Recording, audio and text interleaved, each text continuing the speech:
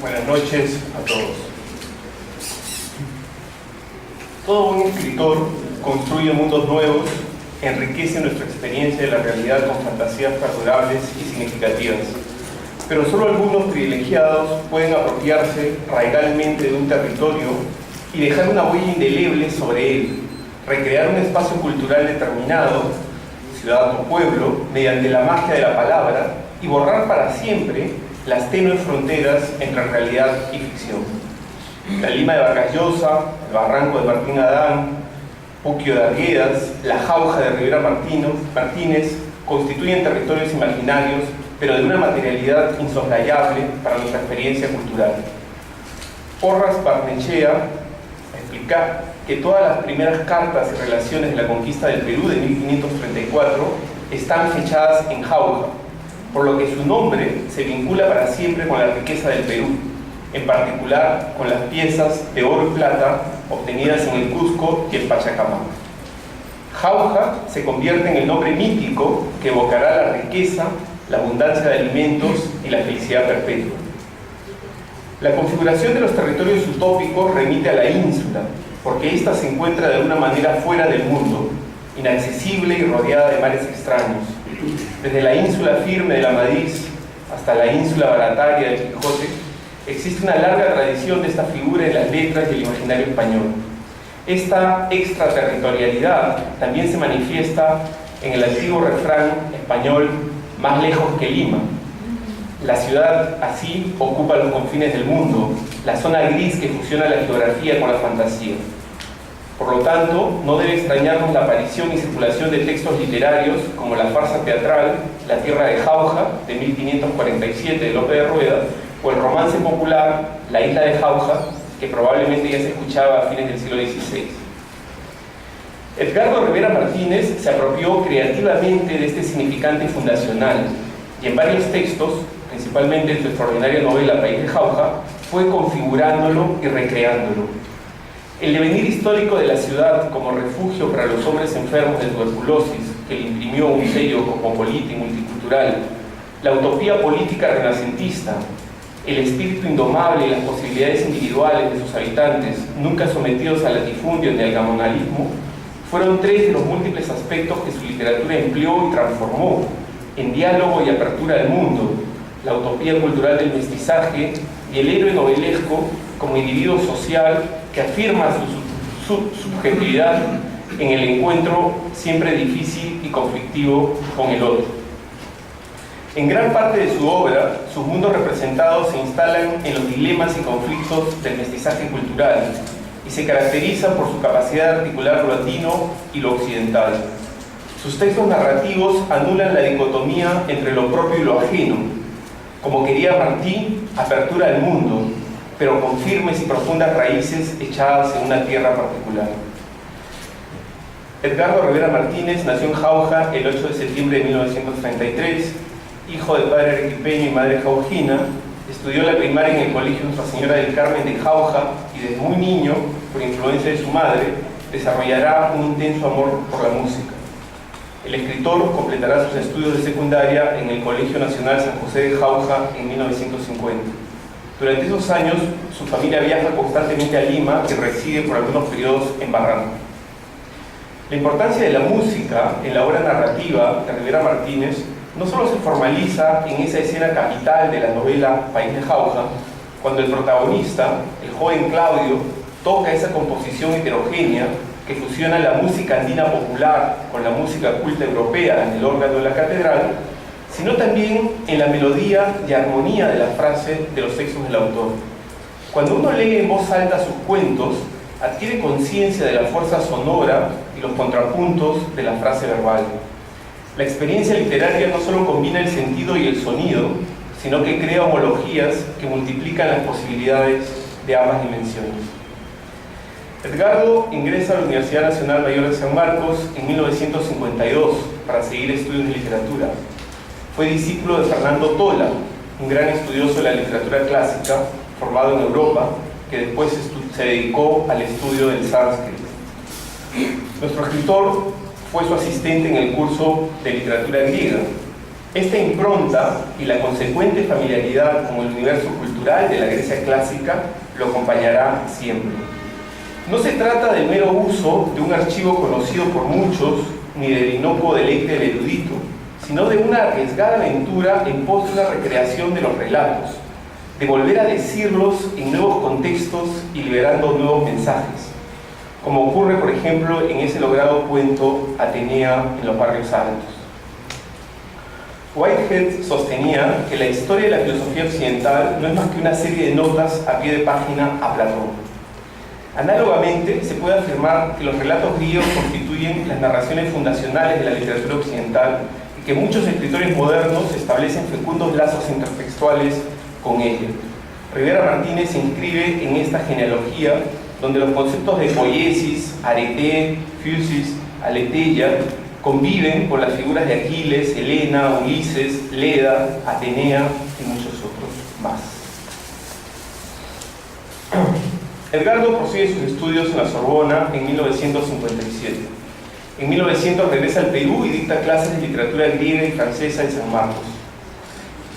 Su obra ha ido alcanzando mayor circulación en tierras extranjeras y ha merecido la atención de la comunidad de académicos, como lo prueban el libro editado por César Ferreira e Ismael Márquez, De lo andino al universal, la obra de Edgardo Rivera Martínez del año 99, y el número monográfico de la revista Martín del año 2010, entre otras muchas publicaciones de investigadores nacionales y extranjeros. También ha obtenido la beca Guggenheim y ha participado en diversos programas internacionales de escritura creativa en Estados Unidos. Permítanme una breve anécdota. Desde hace algunos años dicto un curso para los cachimbos de literatura en San Marcos, adolescentes y jóvenes que han apostado por el difícil camino de las letras en una sociedad dominada por los valores de la racionalización y la cuantificación. La primera lectura que analizamos juntos es Ángel de Ocongate. Y año tras año constato el asombro y el placer que experimentan como lectores. La discusión sobre los sentidos del texto y los recursos del narrador dura varias horas. Al final de las jornadas, ellos no solo descubren la maestría de Edgardo, sino que ratifican su compromiso y su pasión por la literatura. De esta manera, nuestro querido maestro sanmarquino sigue enseñando a los jóvenes escritores y críticos del mañana. La vasta obra literaria de nuestro homenajeado se ha desarrollado en tres grandes campos: el cuento, la novela y los estudios de carácter histórico-literario orientados principalmente a la literatura de viaje. Su primer cuento publicado fue El unicornio, relato ambientado en un pueblo pequeño de la sierra, con un ritmo de vida sosegado en el cual irrumpe una figura maravillosa que lo trastoca todo. El orden de realidad del mundo representado se ve amenazado por la aparición del unicornio, pero también, en forma paralela, las certezas del lector. El excéntrico profesor, acompañado de su perro negro Azor, configura un personaje solitario y portador de una agudeza especial que será frecuente en la narrativa de Rivera Martínez. El personaje contribuye con esa atmósfera liminal de muchos de sus relatos, en lo que lo material y lo espiritual, lo particular y lo universal, la naturaleza y la cultura, se funden y se combinan. De este modo se instituye un punto de vista en la narración marcado también por la incertidumbre y las preguntas. Ya en este primer cuento, la incógnita del evento central y las numerosas explicaciones del narrador sobre ella generan esa difuminación de los sentidos ante la confluencia de otra realidad con reglas desconocidas que opera sobre la realidad de los personajes, procedimiento que aparecerá también en textos posteriores. El aliento poético del unicornio articula la intensidad del lenguaje con la tensión de la trama, como se observa en los momentos climáticos y en el desenlace. La obra cuentística de Rivera Martínez es vasta y se ambienta también en una Lima crepuscular y melancólica, de barrios viejos y personajes extraños que siempre conviven con eventos misteriosos o situaciones límites que articulan la experiencia común de la realidad con otros mundos posibles. Muchos de sus cuentos están reunidos en libros como Azurita, del año 1978, Historia de Cifar y de Camilo, del año 1981, Ángel de Ocongate y otros cuentos, del año 86, y Danzantes de la Noche y de la Muerte, del año 2006. Comentaremos brevemente Ángel de Ocongate. quizá uno de los cuentos más logrados de toda nuestra tradición cuentística, que comenzó en la década de 1870 con los primeros intentos de los colaboradores de una notable revista, El Correo del Perú, y que cuenta con hitos de alta valía en el siglo XX, como Arguedas, Ribeiro y Bryce Echenique. Este texto ganó el primer premio del cuento de las 1000 palabras de Caretas en el año 82. El texto está formado por un soliloquio que indica un exilio comunicativo. El personaje principal y narrador traza la pregunta clásica por la identidad. El dolor por la falta de raíces o territorios, la incomprensión de los otros que buscan capturar su naturaleza o inscribirlo en códigos conocidos. Este personaje medita y posee un lenguaje que, aunque fracturado, contradice la idea de un exilio radical y constituye una implícita reterritorialización. La estructura circular del relato provoca una abolición del tiempo diacrónico y el ingreso de una temporalidad subjetiva que rige sobre el espacio y los desplazamientos del personaje. En esta particular búsqueda, la categoría de sujeto y objeto se disuelve, pues el actor de la búsqueda se busca a sí mismo, es decir, medio y fin se instalan en una zona de indeterminación absoluta, pues la pregunta ¿quién busca a qué? Se hace imposible de contestar unívocamente. Por otro lado, el texto puede ser percibido como un viaje de retorno, un viaje en pos de la identidad. Este texto entonces nos ofrece múltiples lecturas, un texto breve, bellísimo, formalmente muy bien construido, y sobre el cual Edgardo ha vuelto más de una vez. Con mis alumnos y yo mismo he visto las distintas versiones. El cuento que conserva, sin embargo, una singularidad absolutamente excepcional en la trayectoria y en la historia del cuento en el Perú. El trabajo sobre la palabra, la lenta forja de la frase, demuestra, como ya señaló Bryce Echenique, comillas, un especial rigor en el lenguaje y un tono expresivo singular. El final de la escritura de este cuento y de todo cuento es una empresa mayor, ¿no? pues debe culminar el acontecimiento narrado, pero sobre todo debe dejar cuenta de sus resonancias y sus ramificaciones más allá de la diégesis y del tiempo de la lectura. El soberbio final de Ángelo Congate sugiere más de una respuesta maravillosa que asigna luces a lo gozado veladamente y contribuye decisivamente con la proliferación de los sentidos del texto. En cuanto a las novelas de Edgardo, comentaremos someramente algunos aspectos de País de Jauja, publicada en el año 1993, como ya se dijo, que de alguna manera también celebramos hoy sus 20 años de publicación.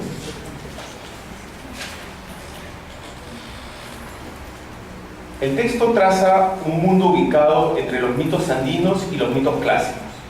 Una novela de formación que formaliza los encuentros y desencuentros del hombre andino con el mundo occidental. En esta zona de fronteras y contactos, la singularidad simbólica del devenir de una vida adquiere una proyección social enorme. País de Jauja rompe con la visión estereotipada del mundo andino que ha predominado en la literatura peruana del siglo XX. Ni indios oprimidos, ni sujetos dolientes. Tampoco reivindicaciones políticas o amenazas de rebelión. La protesta social deja lugar a una tramada red de relaciones sociales que trascienden largamente la dicotomía del amo y del esclavo. Paralelamente, la tristeza se sustituye por la dicha por la vida y una alegría fecundante. Rivera Martínez siempre ha demostrado una capacidad excepcional para configurar personajes, con profundidad psicológica y contornos singulares. La galería de ellos en País de Jauja es notable por su variedad y dinamismo. Leonor Uzcovilca, Fox Caro, Zoraida, Abelardo, Elena Ollanguren, Mitrídates, Radulesco, las tías del protagonista, entre otros más. Seguramente que todos los lectores de País de Jauja tenemos nuestros personajes favoritos, ¿no? Pero siempre están ellos con nosotros. Esa perdurabilidad del personaje demuestra la calidad y la capacidad creativa de Edgardo Rivera Martínez. En esta novela reaparece la pregunta por la identidad, pero se suma a otras indagaciones, la formación de un escritor y sobre todo la apertura cultural al otro. Todo esto confluye armónicamente.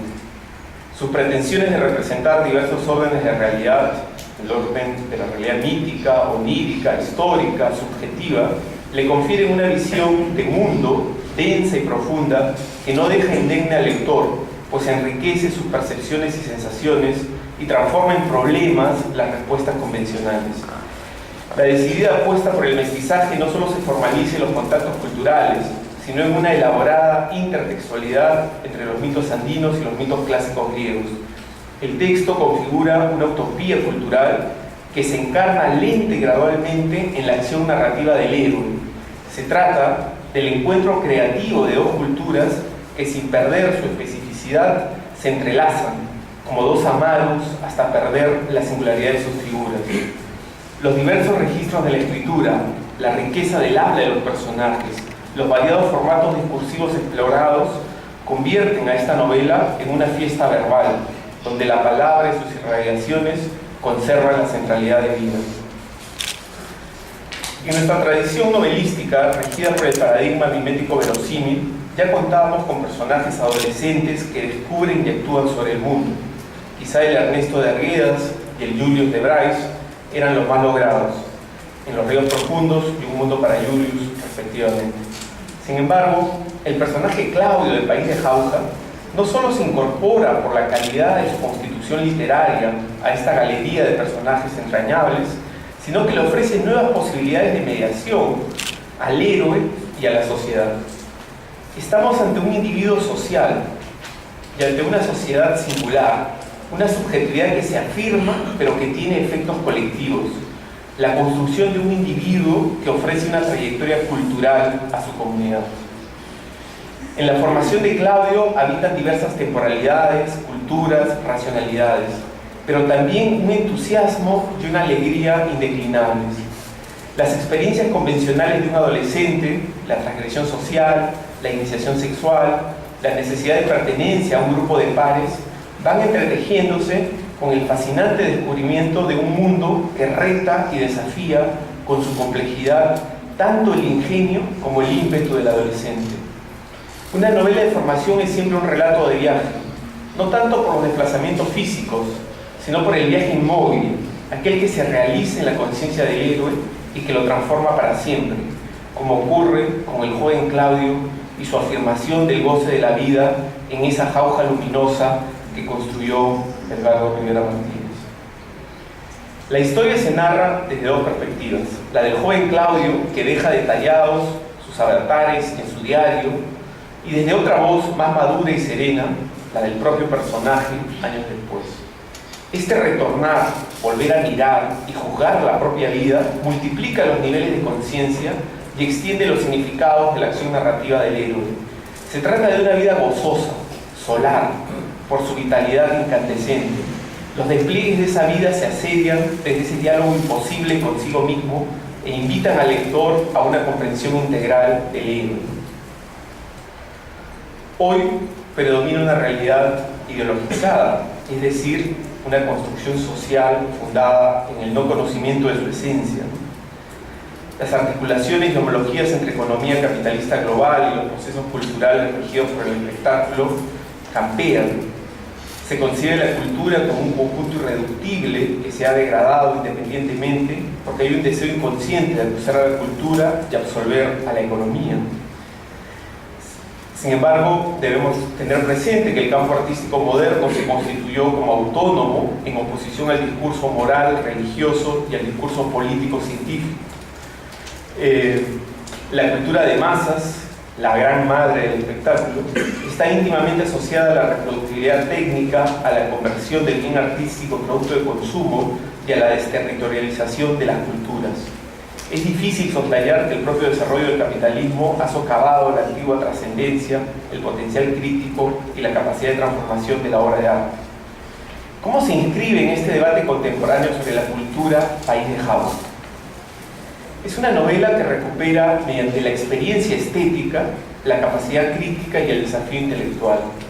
Creo que ahí radica la vigencia y, sin duda, la calidad de clásica, de texto clásico que tiene esta novela, no solo para nosotros, sino, sin lugar a dudas, para toda la literatura. La formalización simbólica de lo andino en el mundo representado arremete contra las pretensiones de volverlo una postal para turistas, una cultura sin memoria. Por ello, la urgencia de volver a sus páginas radica en su capacidad de afirmar una modernidad con raigambre andina y un proyecto de interculturalidad que nos muestra al sí mismo como otro. Rivera Martínez ha escrito otras novelas también muy significativas, ¿no? Quiero mencionar simplemente El libro del amor y las profecías del año 99 o el libro Ciudad de Fuego, que reúne 3 novelas de ellas. Finalmente, en el tercer campo, el de los estudios literarios e históricos, destaca su tesis doctoral El Perú en la literatura de viaje europea entre los siglos XVI, XVII y XVIII, defendida el año 1963. Él se ha especializado en viajeros europeos, principalmente franceses, y ha realizado estudios sobre la obra de Léon Sangrin, pintor francés que dejó un vívido testimonio plástico por su paso por Lima y otras ciudades andinas durante el siglo XIX. Adicionalmente, cabe mencionar sus varios libros sobre la imagen de Jauja en la historia y la literatura, y sus estudios sobre la obra del escritor colombiano José María Sampert, quien fue colaborador del Comercio, editor de la Revista Americana y que mantuvo una feroz polémica contra Manuel Atanasio Fuentes, el murciélago. El viaje de Edgardo Rivera Martínez ha sido variado, rico y fecundo. Su obra narrativa ha alcanzado cimas memorables que lo colocan en el mapa de la mejor literatura latinoamericana. Por ello, sus lectores esperamos que su travesía prosiga y que la estela de sus obras continúe iluminando con ese brillo particular e intensidad singular las incertidumbres de nuestra condición humana. Gracias.